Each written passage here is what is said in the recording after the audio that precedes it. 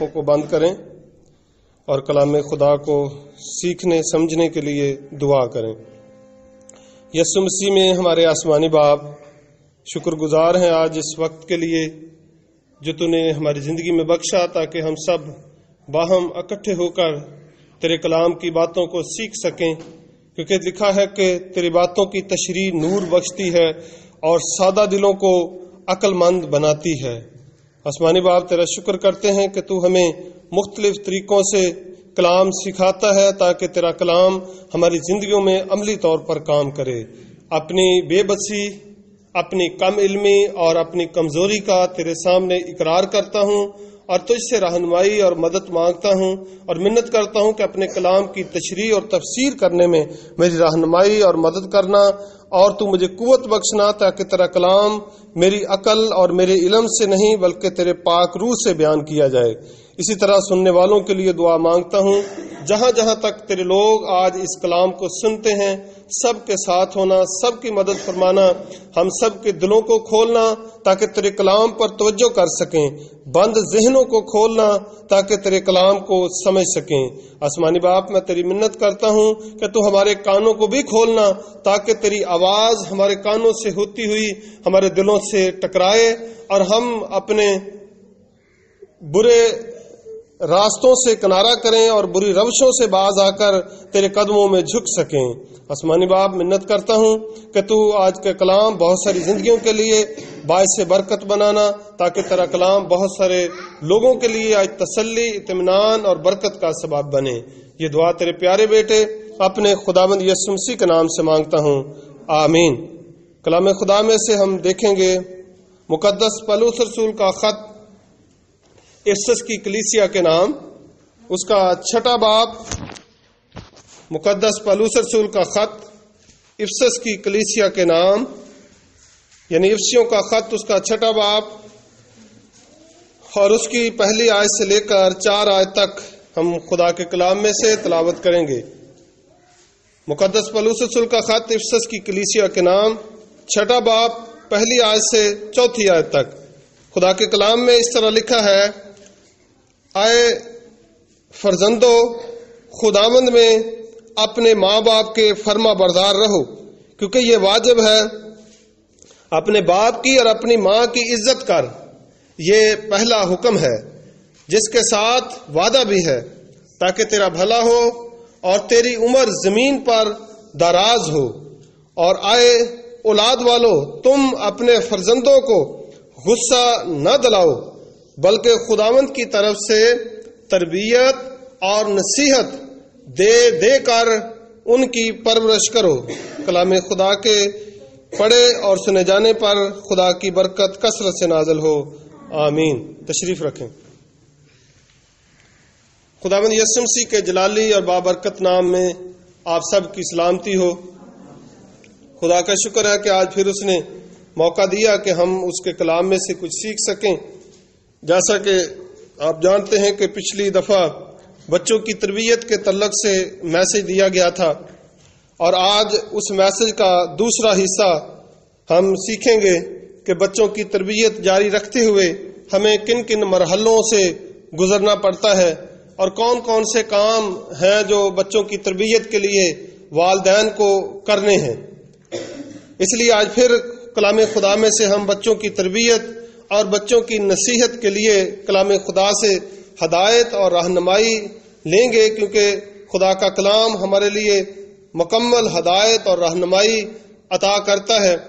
زندگی میں کسی بھی مسئلے پر گفتگو ہو، کسی بھی بات پر کوئی الجھن ہو تو اس کا حل اس کتاب میں ملتا ہے۔ خدا کے کلام میں سے ہر مسئلے کا حل ہے، ہر بات کا جو بات ادھوری ہمیں لگتی ہے اگر بائبل میں سے دیکھیں تو ہمیں وہ اس کا مکمل جواب مل جاتا ہے۔ کلام مقدس میں سے جو حوالہ آپ کے سامنے تلاوت کیا گیا ہے، اس میں ہم 4 آیت دوبارہ دیکھیں گے، اور اے اولاد والو، تم اپنے فرزندوں کو غصہ نہ دلاؤ بلکہ خداوند کی طرف سے تربیت اور نصیحت دے دے کر ان کی پرورش کرو۔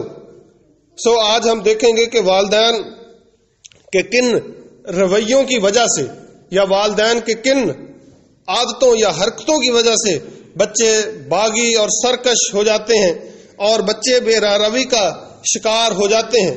آج ان باتوں پر ہم غور کریں گے جن باتوں کی وجہ سے بچے بے راہ کا شکار ہو جاتے ہیں۔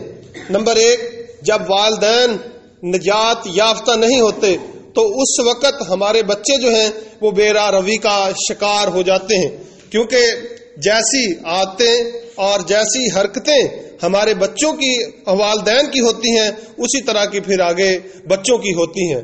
تو بچوں کو راہ راست پر لانے کے لیے سب سے پہلا جو قدم ہے والدین کے لیے وہ یہ ہے کہ والدین پہلے خود نجات یافتہ ہوں، انہوں نے خود خداوند یسوع مسیح کو اپنا شخصی نجات دہندہ قبول کر لیا ہو اور اپنی زندگی پر مکمل اختیار خداوند یسوع مسیح کو انہوں نے دیا ہو، تب جا کر اولاد جو ہے وہ اس کی صحیح تربیت والدین کر سکیں گے۔ لیکن اگر والدین خود نجات یافتہ نہیں، خود والدین نے توبہ نہیں کی، خود وہ دعائیا زندگی بسر نہیں کرتے تو کبھی بھی وہ والدین اپنے بچوں کی اچھی تربیت نہیں کر پائیں گے۔ اسی لیے کتاب مقدس کو جب ہم پڑھتے ہیں، استثنا کی کتاب اس کا 6 باب، تو کتاب مقدس میں لکھا ہے خدا کا بندہ مرد خدا موسیٰ بنی اسرائیل کو کہتا ہے کہ یہ وہ آئین اور وہ فرمان اور حکم ہے جو میں آج کے دن تمہیں دیتا ہوں، اور تم زندگی بھر اس پر عمل کرنا، اور تو اپنے بیٹوں اور اپنے پوتوں سمیت خداوند اپنے خدا کا خوف ماننا۔ کس کے ساتھ ماننا؟ خود بھی ماننا اور اپنے بیٹوں اور اپنے پوتوں سمیت مل کر خداوند اپنے خدا کا خوف ماننا۔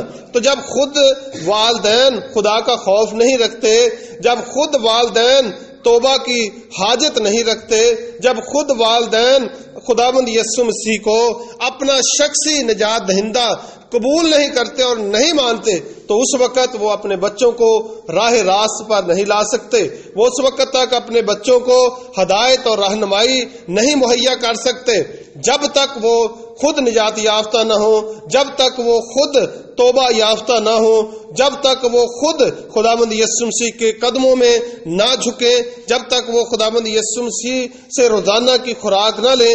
اسی طرح بچے بھی بے راہ کا شکار ہو جاتے ہیں، کیونکہ بچوں کی جو عادت ہے وہ والدین کی بہت ساری باتیں نوٹ کرتے ہیں، کیونکہ آپ کو پتہ ہے کہ بچہ جب پیدا ہوتا ہے تو جو کچھ گھر میں ہوتا ہے وہ اکاؤنٹ کرتا ہے۔ ایک بات آپ نے سنی ہوگی اکثر کہ یہ پنجابی جو ہے ہماری مادری زبان ہے۔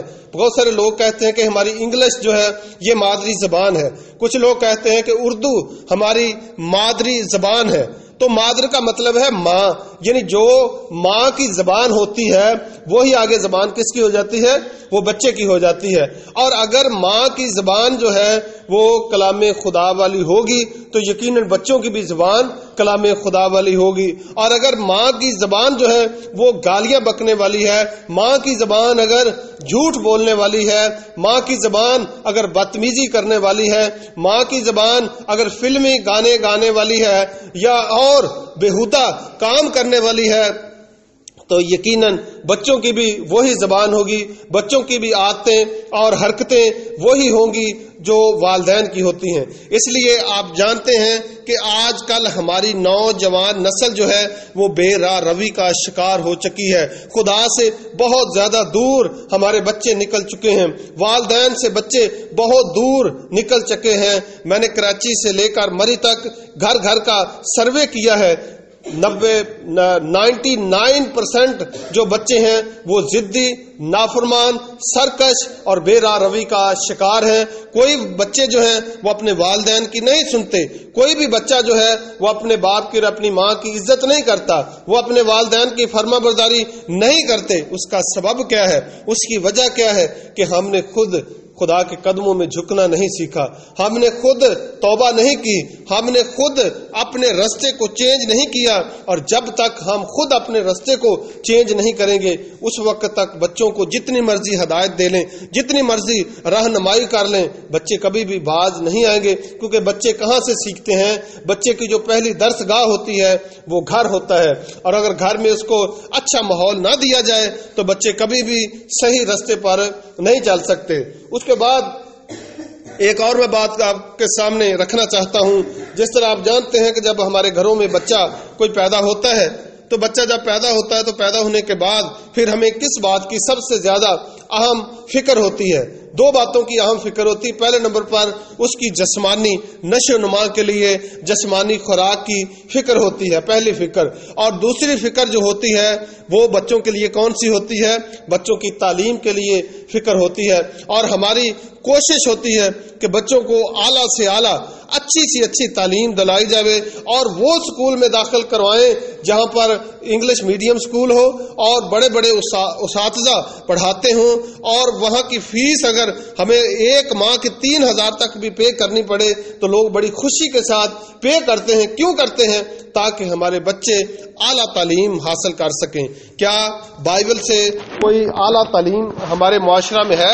اس کتاب مقدس سے کوئی اعلیٰ تعلیم نہیں ہے، لیکن اس کتاب مقدس کی اعلیٰ تعلیم کے لیے ہم بچوں کو درس گاہوں میں نہیں بھیجتے، ہم اس اعلیٰ تعلیم کے لیے بچوں کو چرچز میں نہیں بھیجتے، اور اگر بھیجتے بھی ہیں تو صرف تھوڑے وقت کے لیے۔ ابھی کل کی بات ہے کہ ایک بہن اپنا ایک مسئلہ شیئر کر رہی تھی، میں نے اس کو ہدایت دیتے ہوئے بتایا، اور میں نے اس کو کہا کہ آپ کی عمر ابھی 28 یا 30 سال ہوگی۔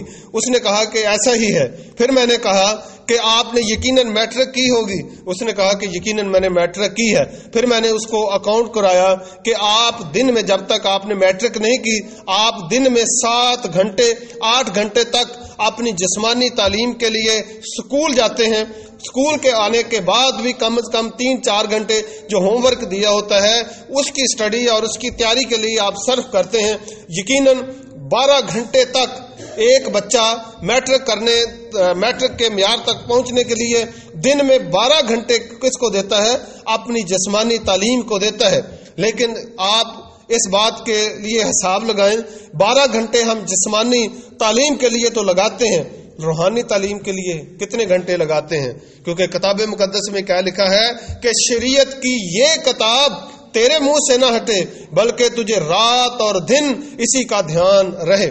بچے نافرمان ہو جاتے ہیں، بچے چوریاں کرتے ہیں، بچے خودکشی تک پہنچ جاتے ہیں، بچے جو ہیں وہ باہر ایسی حرکتیں کرتے ہیں جس سے والدین کی ذلت ہوتی ہے، والدین کی رسوائی ہوتی ہے، والدین کسی کو منہ دکھانے کے لائق نہیں رہتے۔ کیوں ایسا ہوتا ہے؟ کیونکہ ہم نے ان کو بائبل کی تعلیم ہی نہیں دی، ہم نے ان کو خدا کے کلام کے بارے میں بتایا ہی نہیں، ہم نے خدا کے بارے میں ان کو سکھایا ہی نہیں۔ اگر آپ کتاب مقدس کو پڑھنے والے ہیں، استثنا کی کتاب، خروج کی کتاب اور احبار کی کتاب میں بار بار یہ آیا ہے کہ تو اپنے بیٹوں اور اپنے پوتوں سمیت خداوند اپنے خدا کے حکم کو ماننا، تو اپنی اولاد کو میرے قوانین سکھانا تاکہ سدا ان کا کیا ہوتا رہے؟ بھلا ہوتا رہے۔ لیکن کیا ہم نے جس طرح جسمانی تعلیم کے لیے اپنے بچوں کو اعلیٰ درسگاہ میں داخل کرواتے ہیں، کیا ہم نے کبھی سوچا ہے کہ میں نے اپنے بچے کو جب پیدا ہو تو میں نے اس کو کیا کرنا ہے کہ میں نے کسی اچھی سیمنری میں بھیجنا ہے جہاں پر مجھے 5,000 روپے مہینے کا بھی خرچ کرنا پڑے تو میں اس کے لیے خرچ کروں گی یا کروں گا تاکہ میرے بچے کی روح نجات یافتہ ہو جائے؟ کیا کبھی ہم نے یہ سوچا ہے؟ اس کا مطلب یہ ہوا کہ ہم وہ تعلیم حاصل کرنے کی سوچ رکھتے ہیں، ہم وہ تعلیم حاصل کرنے کی کوشش کرتے ہیں جو جسم کی ہے۔ اور آپ کو پتا ہے کیا لکھا ہے بائبل مقدس میں کہ انسان کی عمر 70 برس ہوگی اور اگر قوت ہوگی تو 80 برس ہوگی۔ اس دنیا میں ہم مسافرانہ طور پر زندگی بسر کرتے ہیں، 70 برس یا 80 برس گزارنے کے لیے ہم ہزاروں روپے، لاکھوں روپے اپنے بچوں پر خرچ کر دیتے ہیں، اپنا خون نچوڑ کر بچوں پر لگا دیتے ہیں، لیکن کبھی ہم نے یہ نہیں سوچا کہ میری بیٹی یا میرا بیٹا نجات یافتہ ہوا ہے یا نہیں ہوا۔ اور تیسری بات جو والدین کو ستاتی ہے یا والدین کے لیے فکر کا سبب بنتی ہے وہ کون سی ہے؟ اس کے بعد بچوں کی شادی کی فکر ہوتی ہے۔ پہلی فکر میں نے آپ کو کون سی بتائی؟ بچوں کی نشو و نما کے لیے جسمانی خوراک کی فکر والدین کو لگی ہوتی ہے۔ دوسری فکر والدین کو کون سی ہوتی ہے؟ بچوں کو اعلیٰ جسمانی تعلیم دلانے کی فکر ہوتی ہے۔ اور تیسری فکر کیا ہوتی ہے کہ بچوں کی اچھے گھر میں شادی کی جائے۔ اور آج آپ کو پتہ ہے کہ ہمارے معاشرہ میں شادیاں کم ہوتی ہیں، زیادہ کاروبار ہوتے ہیں۔ شادیاں کم ہوتی ہیں، زیادہ کاروبار ہوتے ہیں۔ جب بھی کوئی رشتہ دیکھنے کے لیے آتا ہے تو پہلے نمبر پر پوچھتے ہیں بیٹی پڑھی کتنی ہے، फिर पूछते हैं कि बेटी करती क्या है। पहले दौर ये था कि जब बेटी वाले बेटे को देखने जाते तो वो ये सवाल करते थे कि बेटा करता क्या है, क्योंकि उसने घर चलाना होता है। लेकिन आज ये दौर आ चुका है कि लोग खुदा के कलाम से इतना दूर निकल गए हैं, खुदा के कलाम से इतना पीछे चले गए हैं कि लोग शादी को भी क्या समझते हैं, कारोबार ही समझते हैं। शादी को भी क्या समझते हैं, कारोबार समझते हैं। ये जहालत की बात है। अभी कल की बात है कि एक वीडियो में देख रहा था, उसमें लिखा था कि डिग्रियां तो बहुत हैं लेकिन अकल की कमी है। डिग्रियां तो बहुत हैं लेकिन अकल की कमी है। इंसानों की दुनिया तो है लेकिन इंसानियत की कमी है। इंसानों की दुनिया में तो हम रहते हैं लेकिन इंसानियत की कमी है, क्योंकि हमने अपने बच्चों को तरबियत नहीं दी। क्योंकि किताब मुकद्दस में जो हवाला आपके सामने तलावत किया गया, इसमें क्या लिखा है, आए औलाद वालों तुम अपने फर्जंदों को गुस्सा ना दिलाओ बल्कि खुदावंद की तरफ से तरबियत और नसीहत दे देकर उनकी परवरिश करो। खुदावंद की तरफ से तरबियत और नसीहत दे देकर नहीं लिखा हुआ कि दे देकर उनकी परवरिश करो। इसका मतलब है कि जब हम खुदावंद का कलाम बार बार बच्चों को सिखाएंगे तो वक्त आएगा कि बच्चे जो हैं वो सीखेंगे। अभी कुछ दिनों पहले की बात है कि मैंने बच्चों को बहुत सारी बातें सिखाई जो सुबह सवेरे क्लासों में आते थे पढ़ने के लिए। सुबह चर्च में जो क्लास होती है तो बच्चों को मैंने बहुत सारी बातें सिखाई, खाने के लिए, दुआ करने के लिए बताया। बच्चों को ये सिखाया कि जब घर से जब बाहर जाते हैं तो दुआ करना चाहिए। जब हम कोई भी काम करते हैं तो हमें दुआ के आगाज से काम करना चाहिए। एक दिन की बात है कि मैं और यरू और भाईजान से हम किसी जगह पर जाने लगे तो चलने से पहले हमने दुआ नहीं की। और यरू ने मुझे बताया कि चाचू हम घर से चले, हमने तो आज दुआ ही नहीं की। तो अगर बच्चों को ना बताया होता तो बच्चों को ये यरू को नहीं पता होना था कि हमें घर से चलने के से पहले दुआ करने की जरूरत है या नहीं। जैसा आपका रवैया होगा वैसा बच्चों का रवैया होगा, जैसा किरदार आपका होगा वैसा किरदार बच्चों का होगा, जैसी सोच जैसे ख्यालात आपके होंगे वैसे ही आपके बच्चों के होंगे। इसलिए जरूरी है कि हम बच्चों को बचपन से कलाम खुदा से वाकिफ करें। 12-12 घंटे तक हमारे बच्चे जिस्मानी तालीम हासिल करते हैं, लेकिन याद करें कि जब मैंने और आपने और बच्चों ने मर जाना है, और आपको पता है कि हम सब ने एक दिन आना है कि मरना है, जब मर जाना है तो ये डिग्रियां, ये जिस्मानी तगोदो, ये जिस्मानी नशो नुमा के लिए जो कुछ हम बच्चों को खिलाते हैं, जो कुछ हम पढ़ाते हैं, ये कहां पर चला जाएगा? लिखा हुआ है कि तू खाक है और फिर खाक में लौट जाएगा। ये सब कुछ खाक में लौट जाएगा। लेकिन याद करें कि हमने बच्चों की रूह के लिए क्या किया है, बच्चों की रूहानी नशो नुमा के लिए हमने क्या किया है। और अगर आज हमारे मुआशरा में हमारे बच्चे नाकाम हैं तो उसका सबब क्या है, उसकी वजह क्या है कि हमने अपने बच्चों की तरबियत अच्छे तरीके से नहीं की। एक और हवाला अगर आप मेरे साथ देखें, मुकद्दस पौलुस रसूल का खत कुलसियों की कलीसिया के नाम, मुकद्दस पौलुस रसूल का खत कुलसियों की कलीसिया के नाम, उसका 3 बाब और उसकी 18वीं आयत से मैं शुरू करूंगा। 18 से लेकर 21 तक लिखा है, आए बीवियों जैसा खुदावंद में मुनासिब है अपने शौहरों के ताबे रहो। आए शौहरों अपनी बीवियों से मोहब्बत रखो और उनसे तल्ख मजाजी न करो। आए फर्जंदो हर बात में अपने माँ बाप के फर्मा बरदार रहो क्योंकि ये खुदावंद में पसंदीदा है। आए औलाद वालों अपने फर्जंदों को दिक ना करो ताकि वो बेदिल ना हो जाएं। सो आपके सामने जो हवाला तलावत किया गया है, 4 बातें इसमें लिखी हैं। शौहरों को बताया गया है कि वो बीवियों के साथ कैसे रहें, फिर बीवियों को बताया गया है कि शौहरों के साथ कैसे रहें, फिर बच्चों को बताया गया है कि वालदैन के साथ कैसे रहें, फिर वालदैन को भी बताया गया है कि वो बच्चों के साथ कैसे रहें। पहले नंबर पर लिखा है कि बीवी जैसा खुदावंद में मुनासिब है अपने शौहरों के ताबे रहो। अगर बीवी अपने शौहर के ताबे है और हमेशा बच्चों को ये सिखाती है, ये हमेशा बच्चों को बताती है कि तुम्हारा बाप सारा दिन तुम्हारे लिए मेहनत करता है, अपना पसीना बहाता है, और अगर आपका बाप इतनी मेहनत मुशक्कत ना करता तो ये आज घर आबाद ना होता।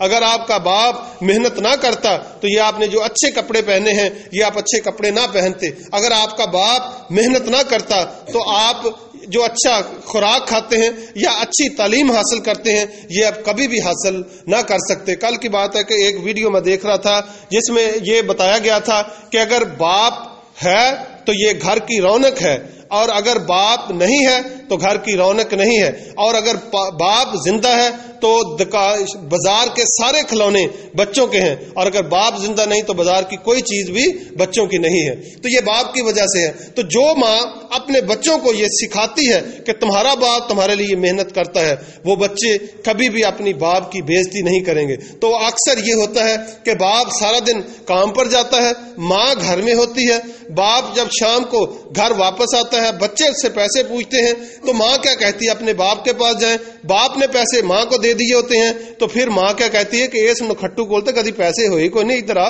تینوں میں دے۔ تو جب یہ باتیں کی جاتی ہیں تو بچوں کے دل میں اپنے باپ کے لیے نفرت ہوتی ہے، اور جب بچوں کے دل میں باپ کے لیے نفرت ہو جاتی ہے تو پھر وہ ماں کی بھی فرما برداری نہیں کرے گا، بلکہ وہ بچہ باغی اور سرکش ہو جائے گا۔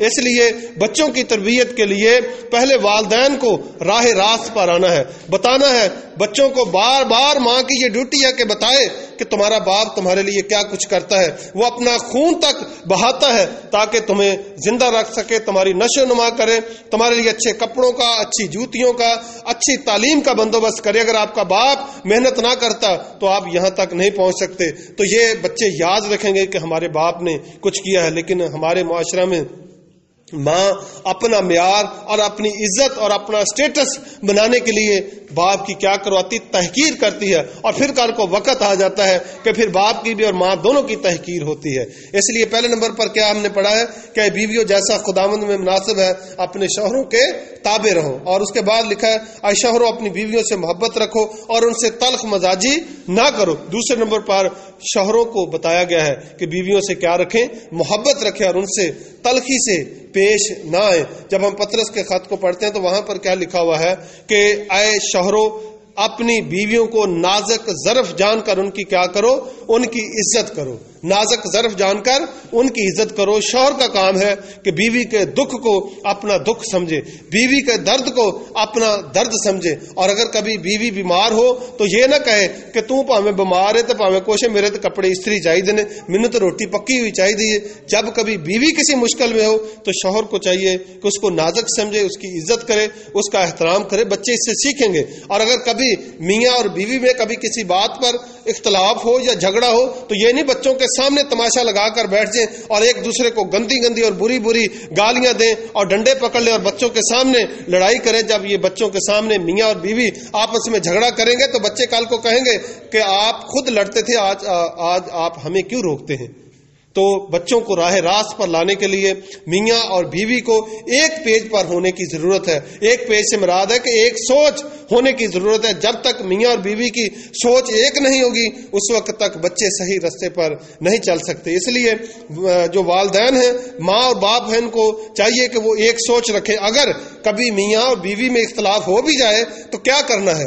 پہلے نمبر پر یہ کرنا ہے کہ الگ کمرے میں بیٹھ کر بات چیت کریں، بچوں سے الگ ہو جائیں اور اس معاملے جو الجھا ہوا معاملہ ہے اس پر ڈسکشن کریں، اس پر گفتگو کریں۔ اگر بیوی کو شوہر کی کسی بات پر شک ہے تو شوہر کو چاہیے کہ اس کو بیٹھ کر یقین دلائے، اس کو تسلی دلائے کہ جیسا آپ سوچتی ہیں ویسا نہیں ہے۔ اور اگر کہیں شوہر سے غلطی ہو جائے تو وہ اقرار کرے اور کہے کہ میں بھی انسان ہوں، آپ بھی انسان ہیں، یہ مجھ سے غلطی ہو گئی ہے اور آئندہ میں کوشش کروں گا کہ ایسی غلطی نہ ہو، تاکہ ہماری آئندہ کی نوجوان نسل جو ہے وہ برباد نہ ہو۔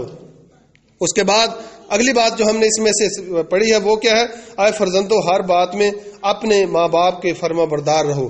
آج ہم بچوں کے بارے میں نہیں کریں گے، آج صرف والدین کے لیے جو ہدایات دی گئی ہیں ان کے بارے میں پڑھیں گے۔ آگے لکھا ہوا کہ اے اولاد والو اپنے فرزندوں کو دکھ نہ کرو۔ پچھلی جو حوالہ تھا افسیوں کے خط میں اس میں ہم نے کیا پڑھا تھا کہ اے اولاد والو اپنے فرزندوں کو غصہ نہ دلاؤ۔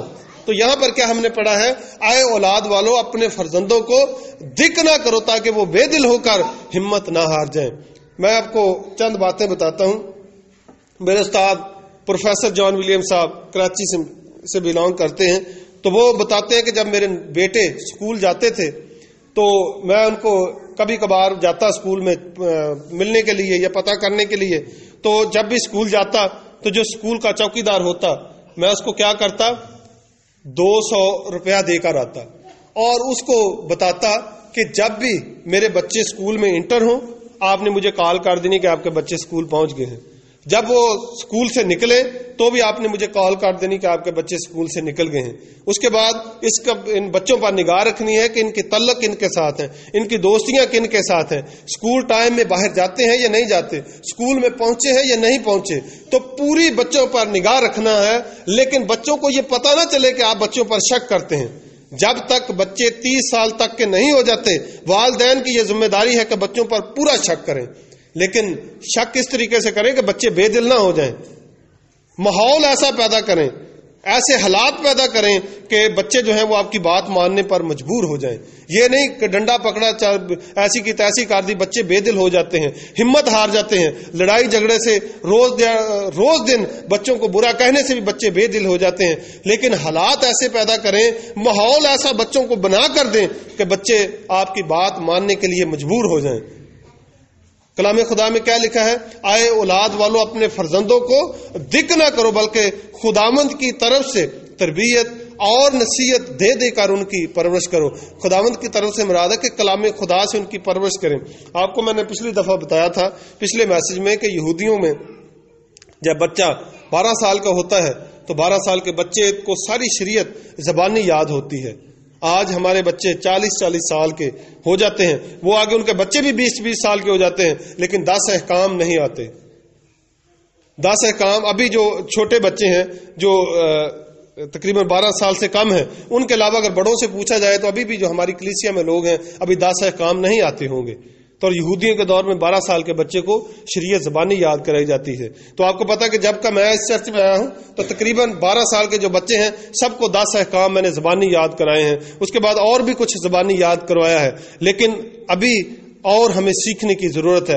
ابھی بھی کچھ والدین ایسے ہیں جو بچوں کو چرچ بھیجنے میں لاپرواہی کرتے ہیں. اسکول سے بچہ کو چھٹی کر لے تو بچے کی کمبختی آ جاتی ہے, لیکن جب کوئی بچہ چرچ سے چھٹی کرے والدین لاپرواہ ہوتے ہیں. والدین کو نہیں پتا ہوتا کہ ہمارے بچے آج چرچ نہیں گئے, والدین کو نہیں فکر ہوتی کہ ہمارے بچے نے آج روحانی خوراک نہیں کھائی. جس دن بچے نے صبح ناشتہ نہ کیا ہو, ماں کی روٹی حلق سے نیچے نہیں جاتی, ماں کا پانی یہاں سے حلق سے نیچے نہیں اترتا کہ میرے بچے کو پتہ نہیں کیا ہو گیا, آج اس نے خوراک نہیں کھائی. لیکن جس دن بچے نے بائبل نہیں پڑھی, جس دن بچے نے دعا نہیں کی, اس دن ماں کی کیا صورتحال ہوتی ہے. اس دن ماں فکر کیوں نہیں کرتی کہ میرا بچہ آج روحانی خوراک سے محروم رہ گیا ہے. کیا بچوں کو روحانی طور پر گروتھ کرنے کی ضرورت نہیں ہے؟ کیا بچوں کو روحانی طور پر بڑھنے کی ضرورت نہیں ہے؟ جب ہم پطرس کا خط پڑھتے ہیں, پہلا پطرس اس کا 2 باب اور اس کی 2 آیت میں کیا لکھا ہے؟ نوزاد بچوں کی مانند خالص روحانی دودھ کے مشتاق رہو. نوزاد بچوں کی مانند خالص روحانی دودھ کے مشتاق رہو, تاکہ اس کے ذریعے سے نجات حاصل کرنے کے لیے بڑھتے جاؤ. تاکہ اس کے ذریعے سے نجات حاصل کرنے کے لیے بڑھتے جاؤ. تو روحانی خوراک کہاں سے ملے گی؟ اس کتاب مقدس سے ملے گی.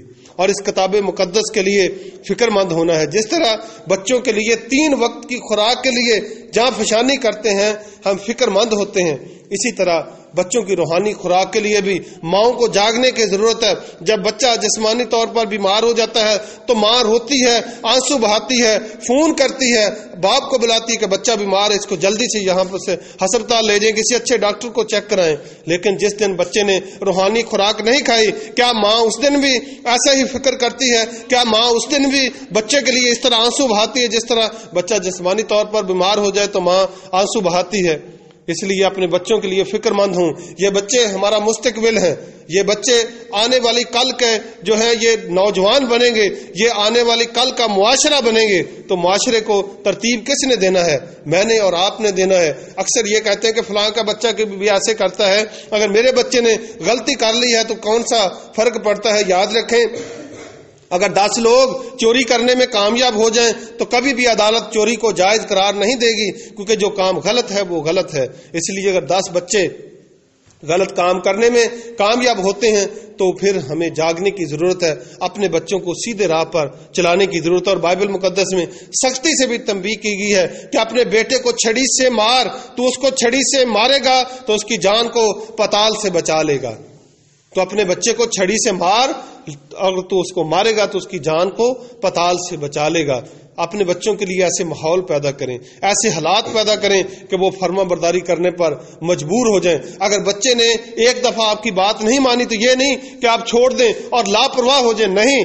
آپ اس کو ذہن میں رکھیں اور موقع پر آپ کو سکھائیں بچوں کو کہ بچوں اپنے استادوں کی عزت کریں، اپنے ماں باپ کی عزت کریں، اپنے جو بڑے ہیں بزرگ ہیں ان کی عزت کریں. یہ گھر سے ہمیں سکھانا پڑے گا، یہ گھر سے ہمیں بچوں کو درس دینا پڑے گا. لیکن اگر ہم ایسا درس نہیں دیں گے تو کل کا جو دن ہے وہ ہمارے لیے تاریکی کا سبب بنے گا، اور کل کا جو وقت ہے وہ ہمارے لیے آنسو بہانے کا وقت ہوگا. اس لیے یاد رکھیں، بچوں کے لیے حالات پیدا ایسے کریں، ماحول ایسا بچوں کو دیں تاکہ بچے فرما برداری کرنا سیکھ جائیں. اس لیے ضروری ہے کہ ہم اپنے بچوں کو راہ راست پر لائیں، کلام خدا سے واقف کریں. جیسا یشوع پہلا باب اور اس کی 8ویں آیت میں لکھا ہے کہ شریعت کی یہ کتاب تیرے منہ سے نہ ہٹے، بلکہ تجھے رات اور دن اسی پر دھیان رہے، تاکہ جہاں کہیں تو جائے تجھے خوب کامیابی حاصل ہو. سو خدا مجھے اور آپ سب کو یہ توفیق بخشے کہ ہم اپنے بچوں کو کلام خدا سے واقف کریں اور بچوں کو خداوند کی طرف سے تربیت اور نصیحت دے دے کر ان کی پرورش کریں. خداوند مجھے اور آپ سب کو اس کلام کے وسیلہ سے برکت بخشے. آمین.